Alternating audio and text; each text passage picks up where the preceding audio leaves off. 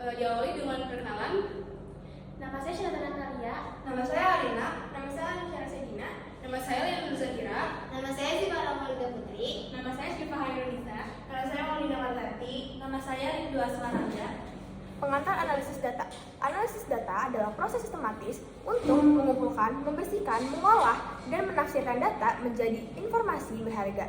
Tujuannya adalah menemukan pola, menjawab pertanyaan, dan mendukung pengambilan keputusan yang akurat berdasarkan fakta. Selanjutnya, ada perkakas analisis data. Berbagai perangkat lunak, platform, dan teknologi yang digunakan untuk mengumpulkan, membersihkan, memproses, dan memvisualisasikan data mentah menjadi informasi berharga. Contohnya ada Microsoft Excel, Python, Google Colab, Tableau, dan Power BI. Selanjutnya ada pengenalan lingkungan kerja data. Google Colab itu perkakas program Python berbasis cloud atau online milik Google untuk menjalankan kode program dan analisis data tanpa perlu instalasi di komputer. Yang selanjutnya ada keunggulan cloud computing. Memungkinkan proses data secara online, hemat penyimpanan lokal, serta praktis karena dapat diakses kapan saja lewat peramban web atau akun Google. Dasar pemrograman Python. Yang pertama ada fungsi cetak data atau print. Perintah dasar Python untuk menampilkan data atau hasil operasi ke layar, data teks harus memakai tanda petik, sedangkan angka atau operasi matematika tidak perlu. Yang kedua ada variabel dan assignment. Variabel adalah wadah di memori untuk menyimpan nilai data, sedangkan assignment adalah proses memasukkan nilai ke dalam variabel tersebut dengan tanda sama dengan. Yang ketiga ada struktur data berindeks, array atau list. Variabel yang dapat menyimpan banyak data sekaligus, urutan datanya dimulai dari indeks 0. Isinya bisa diubah dan elemen bisa ditambah memakai fungsi append. Selanjutnya ada logika dan struktur kontrol program.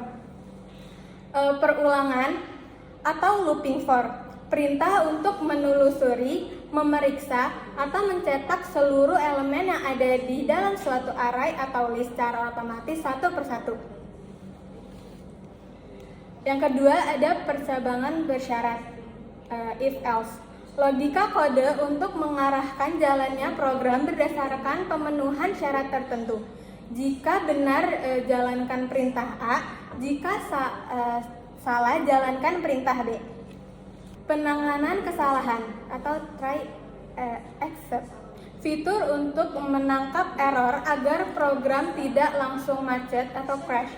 Program akan mencoba menjalankan blok try dan jika gagal akan dialihkan ke blok except. Selanjutnya ada pengumpulan dan pengolahan data lanjut. Pengenalan library, pandas, dan data frame.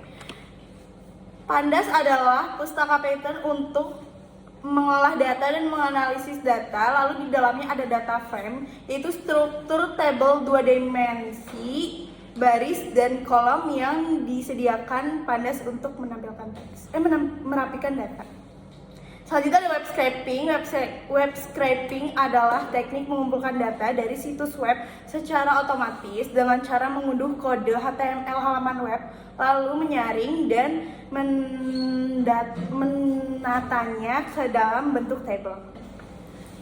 Selanjutnya adalah prinsip visualisasi yang baik.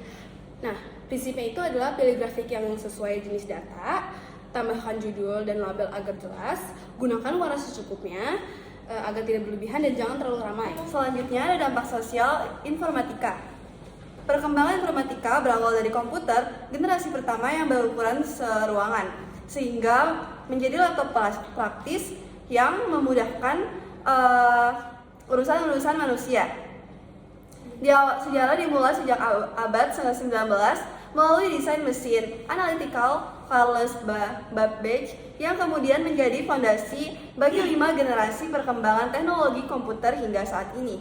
Selanjutnya ada perkembangan sejarah komputer. Generasi pertama pada tahun 1946 sampai dengan 1959 munculnya ENIAC. Generasi kedua pada tahun 1959 sampai dengan 1965 transistor ditemukan untuk menggantikan tabung vakum. Generasi ketiga pada tahun 1965 sampai dengan 1971 transistor berkembang menjadi sirkuit. 1971 hingga sekarang ditemukan LSI dan VISI. Sekarang hingga masa depan perkembangan nanoteknologi. Selanjutnya adalah aspek hukum. Dasar hukum yaitu mencakup kode sumber atau bisa disebut source code, algoritma, desain antarmuka, hingga database diri penggunaan ilegal. Perlindungan produk. Nah, kita bisa dari perkembangan teknologi itu memudahkan penyalinan ilegal. Jadi lisensi itu hadir sebagai solusi untuk membatasi hak guna konsumen secara resmi. Isu pembajakan sama dengan perlindungan produk. Selanjutnya adalah lisensi gratis, yaitu ada dua, freeware dan shareware. Saya akan jelaskan yang freeware. Freeware adalah aplikasi gratis total untuk digunakan tanpa batasan waktu. Contohnya adalah Google Chrome dan WhatsApp. Yang kedua ada shareware. Itu gratis untuk mencoba dalam waktu tertentu atau fitur terbatas. Nah, ketentuannya pengguna dilarang memodifikasi kode program atau menjual kembali tanpa izin dari sang pencipta. Nah, tujuannya ini sebagai strategi pemasaran agar pengguna mengenal kualitas produk sebelum membeli versi penuh. Komersial versus open source. Nah, komersial ini tipe yang paling ketat dan berbayar. Pengguna dilarang keras mengubah kode atau menginstal di banyak perangkat, contohnya adalah Windows dan Photoshop. Open source, seperti namanya, adalah sumber terbuka. Nah, itu membebaskan pengguna untuk melihat, mengubah, dan memodifikasi ulang kode program secara kolektif. Contohnya ada Linux dan Android. Kolaborasi ini adalah open source yang mendorong inovasi massal melalui kerjasama komunitas mengembang global untuk kualitas yang lebih baik. Selanjutnya adalah lisensi domain publik. Nah, lisensi domain publik ini memberikan masyarakat kebebasan mutlak. Pencipta menyerahkan hak ciptanya sepenuhnya kepada masyarakat umum tanpa batas untuk meniru, memodifikasi, dan menyebarkan tanpa batas hukum. Nah, kebebasan mutlak ini sangat membantu kemajuan teknologi karena menjadi fondasi yang bisa dikembangkan siapa saja tanpa biaya lisensi. Nah, karakteristik lisensi domain publik ini yaitu tanpa hak cipta mengikat, bebas dimodifikasi total, dan bebas distribusi komersial, serta bahan dasar inovasi baru. Sekarang kita pindah ke aspek ekonomi. Kenapa ya perusahaan teknologi itu sekarang menjadi perusahaan yang terkaya di dunia? Jadi bisa kita lihat ada grafik di sini. Grafik di sini itu menggambarkan ekonomi digital kita yang terus mengalami peningkatan. Orang tuh zaman sekarang lebih suka menggunakan sesuatu yang digital kayak belanja online atau pakai jasa digital kayak Gojek contohnya. Dan di tahun 2025 nilainya diprediksi tembus dari ratusan miliar dolar. Inilah yang memicu munculnya startup. Di Indonesia sendiri startup ada Gojek dan Tokopedia. Gojek dan Tokopedia itu sukses bukan hanya mereka memiliki kode yang bagus, tapi mereka bisa memberikan solusi yang bernilai ekonomi bagi masyarakat. Dan di sini ada perusahaan yang mendominasi pasar dunia, yaitu ada Apple dan Microsoft. Apple dan Microsoft ini bisa mendominasi karena mereka menjual produk informatika yang sekarang sudah menjadi kebutuhan pokok. Ini yang membuktikan bahwa inovasi informatika adalah mesin uang terbesar di abad ini. Selanjutnya ada informatika untuk masa depan. Informatika memiliki banyak sekali manfaat untuk masa depan. Nah, salah satunya adalah untuk mendukung Project SDGs atau Sustainable Development Goals yang dideklarasikan oleh PBB atau Perserikatan Bangsa-Bangsa yang bertujuan bahwa pada tahun 2030 semua negara dapat menjadi bangsa yang maju termasuk Indonesia. Nah, dalam program ini terdapat 17 tujuan utama yang dibagi menjadi ke dalam 5 pilar atau yang biasa disebut 5P, yaitu people atau manusia, planet atau bumi, prosperity atau kemakmuran, peace atau kedamaian, dan partnership atau kemitraan. Kelima pilar ini dirancang untuk mencapai kesejahteraan bersama global secara menyeluruh tanpa ada yang tertinggal. Society 5.0 dan integrasi teknologi.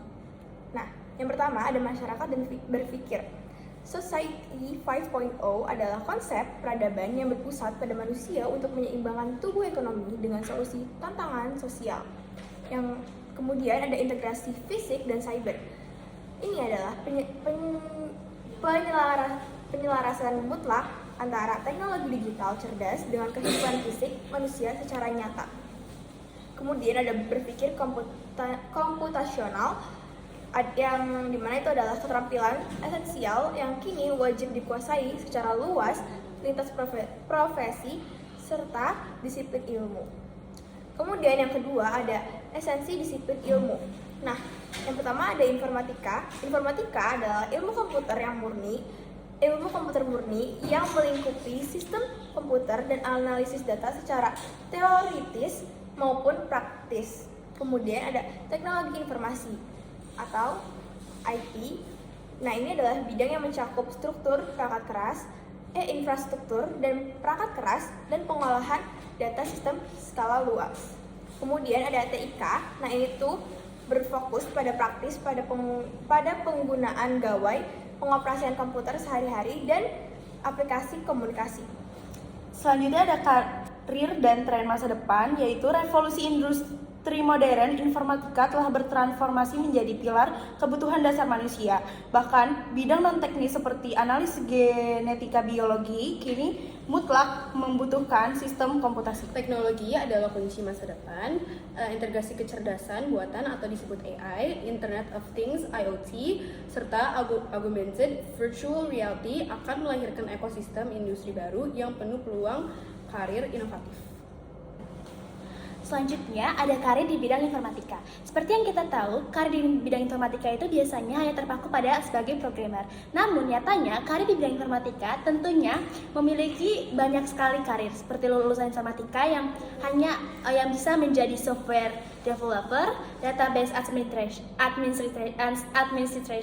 hardware engineer, system analytic, network architect, web developer, information security analyst, IT support, atau system manager.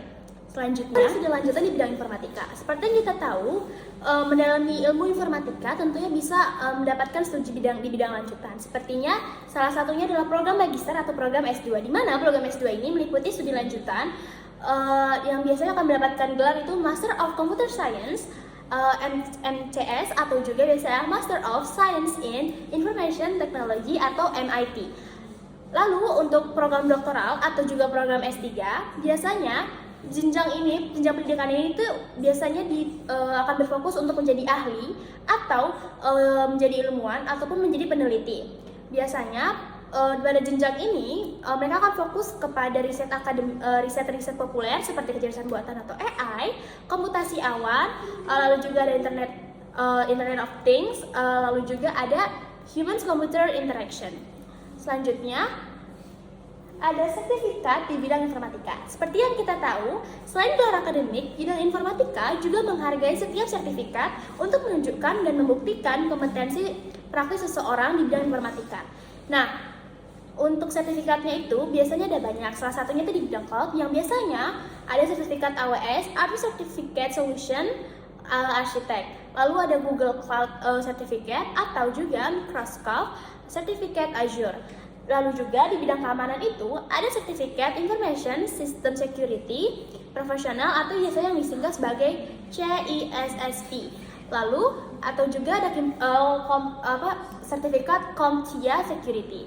Dan di bagian jaringan dan juga data ada yang namanya Cisco Certificate Network Associate atau bisa disingkat dengan CCNA, atau juga sertifikat dari Google langsung dari Google Data Analysis.